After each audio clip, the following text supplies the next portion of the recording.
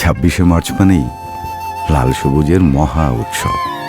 কার থেকে কার পতাকা ভালো হবে, কার পতাকা উড়বে সবচেয়ে উপরে, এই আনন্দেই ভরে থাকতো চারপাশ। আর পথ করে পতাকা ওড়ার সেই শব্দ, আহা কি যে সুন্দর! বাতাসে ভেসে বেড়াতো স্বাধীনতার সুর।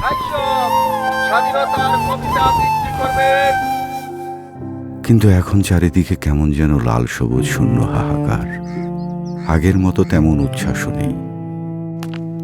তবু একজনের মনে এখনো সেই উচ্ছ্বাস, ঠিক আগের মতো।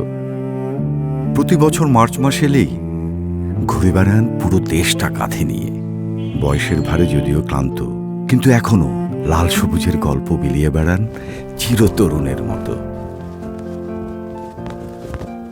দেশকে ভালোবাসি বলেই পতাকা বিক্রি করি।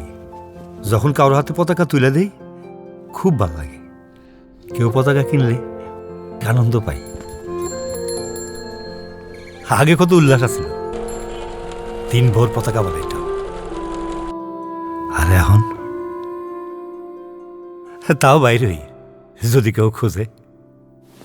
জীবনের স্বপ্ন আঁকে রঙেরই টানে।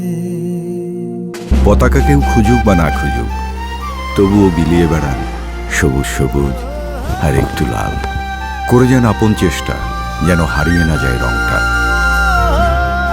আশেপাশে মিলন চাচার মতো এমন অনেকেই ভালো চেষ্টায় নীরবে রাঙিয়ে যাচ্ছেন আমাদের এই দেশ। এবার আমরা রাঙাবো তাদের গল্প, দেশ রাঙিয়ে ভালোর খোঁজে।